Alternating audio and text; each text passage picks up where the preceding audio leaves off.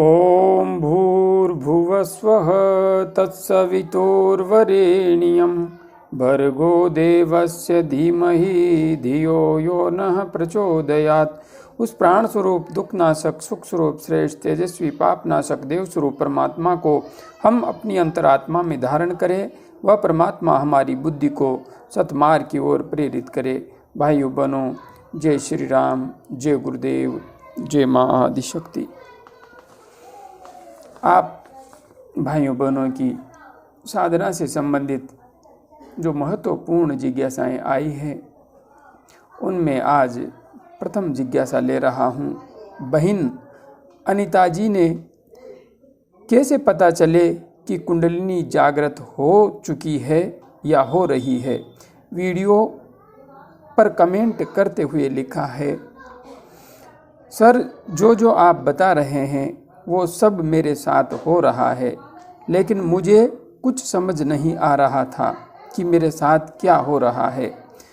मेरे शरीर के अंदर से बहुत सारी ऊर्जा आ रही है, लेकिन वो मेरे से कंट्रोल नहीं हो रही है, इसलिए मुझे बहुत तकलीफ़ हो रही है।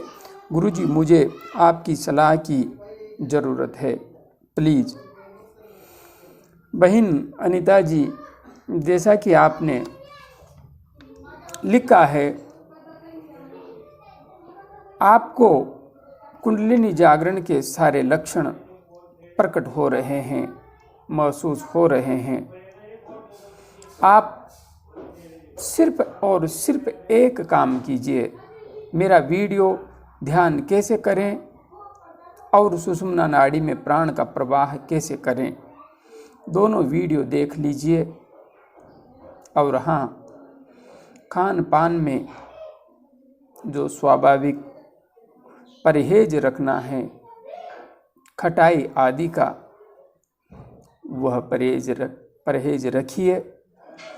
उन वीडियो को देख करके विधि का अनुसरण करते हुए साधना मार्ग पर आगे बढ़िए।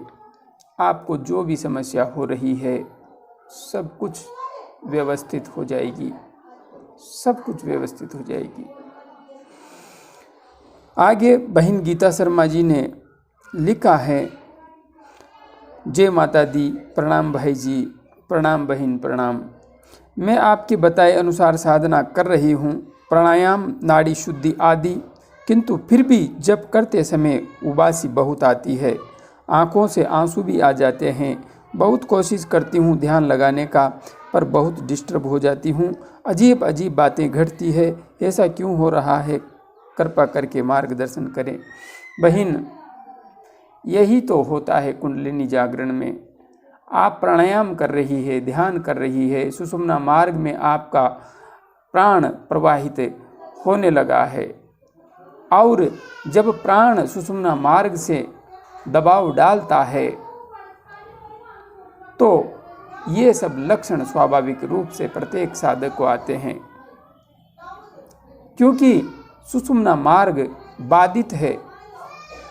इसलिए सुषुम्ना मार्ग में जब प्राण का प्रवाह होता है, दबाव पड़ता है, तो उबासियाँ आना, आँखों से आंसू आना, यह स्वाभाविक प्रक्रिया है। और हाँ, कोई भी साधक यदि उच्च अवस्था पर चला भी जाता है, इसमें चाहे मैं अपने आप को ही सम्मिलित कर लूँ, यदि मैं अपने खान पान को गलत कर लेता हूँ और बीच में मेरी साधना बाधित हो जाती है, तो जो परेशानी आपको हो रही है, उस समस्या से, उस परेशानी से मुझे भी गुजरना पड़ता है, क्योंकि प्राण का प्रवाह बाधित हो जाता है, सुषुम्ना मार्ग अवरुद्ध होने लगता है, और उसके परिणाम स्वरूप जब हम साधना करते हैं तो उबासियाँ आना आदि स्वाभाविक रूप से किसी भी साधक के साथ हो सकता है। मेरे साथ भी हो सकता है, आपके साथ भी हो रहा है, और किसी अन्य के साथ भी ऐसा हो सकता है। बस विधि का अनुसरण करते हुए आगे बढ़ती रहिए, यह आपकी सफलता का संकेत है। अभी गहरे ध्यान के बारे में आप भूल जाइए। अभी तो आपके शरीर में भयंकर क्रियाएं होंगी और जब प्राण सुषुम्ना मार्ग से ऊपर उड़ते हुए सहस्रार चक्र तक जाकर के स्थिर हो जाता है, उसके पश्चात ही आप गहरे ध्यान की अवस्था को प्राप्त कर पाने में समर्थ होंगी। बाकी क्रियाएं होने का अर्थ है आप निरंतर उन्नति की ओर आगे बढ़ रही है। साधना मार्ग पर आगे बढ़ती रहिए। आगे बहन सुनीता जी ने अपनी जिज्ञासा प्रकट करते हुए लिखा है, गुरुजी प्रणाम। प्रणाम बहन प्रणाम। ध्यान करते समय पैरों में झटके लगते हैं और पैरों के तलुओं से कुछ ऊपर की तरफ चलता है। मेरे साथ कुछ गलत तो नहीं हो रहा है? कभी कभी गर्दन भी पीछे मुड़ जाती है। प्लीज़ मार्गदर्शन करें। बहन, आपने जो कुछ लिखा है, ध्यान करते हुए पैरों के तलुओं में झटके लगते हैं और कभी कभी आपकी गर्दन भी मुड़ जाती है। आप ध्यान किस विधि से कर रही है यह स्पष्ट नहीं है। आप मेरे से पहली बार जुड़ रही हैं, इसलिए आप पहले तो मेरा वीडियो ध्यान कैसे करें और सुषुम्ना नाड़ी में प्राण का प्रवाह कैसे करें, साथ में आज्ञा चक्र का जागरण कैसे करें, तीनों वीडियो देख लीजिए। और हाँ, आप किसी भी मंत्र का जप करती हो, सुबह स्नान आदि करने के बाद उस मंत्र का जप करने से पूर्व कम से कम 5 मिनट या 1 माला गायत्री महामंत्र का जप अवश्य कीजिए। आपके साथ कुछ भी गलत नहीं हो रहा है, सब कुछ ठीक हो जाएगा। विश्वास रखिए, बिल्कुल सब कुछ ठीक हो जाएगा। आगे बहन कविता बेहरा जी ने लिखा है, गुरुजी प्रणाम। प्रणाम बहन प्रणाम। क्या जप के साथ ध्यान एक साथ करके कुंडलिनी जागृत हो सकती है? बहन, जप के साथ ध्यान, जप को आप क्या समझती हैं? जप क्या औपचारिकता है? जप के साथ यदि ध्यान हम नहीं करते हैं तो हम जप से अर्जित क्या कर लेंगे, प्राप्त क्या कर लेंगे? जप के साथ ध्यान होना नितांत आवश्यक है। और हाँ, जप और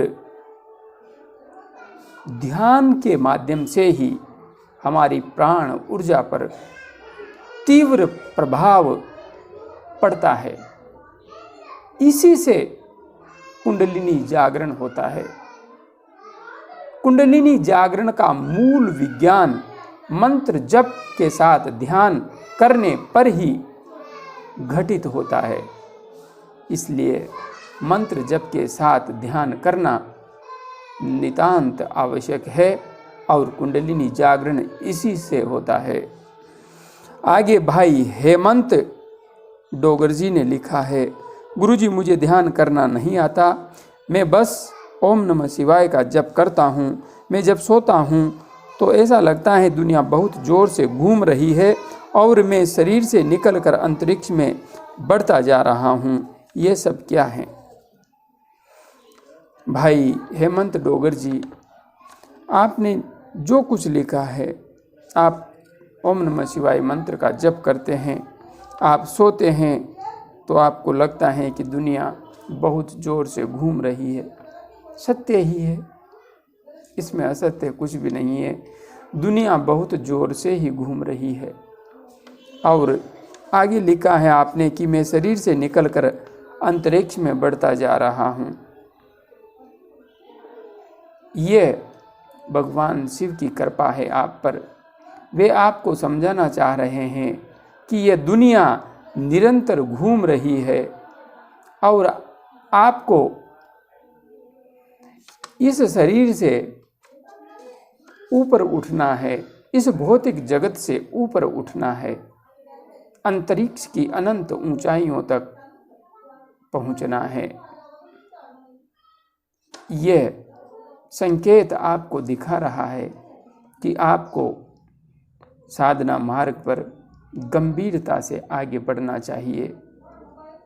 भगवान शिव की कृपा आपको प्राप्त हो रही है। वे संदेश दे रहे हैं कि इस मार्ग पर, साधना मार्ग पर गंभीरता से आगे बढ़िए।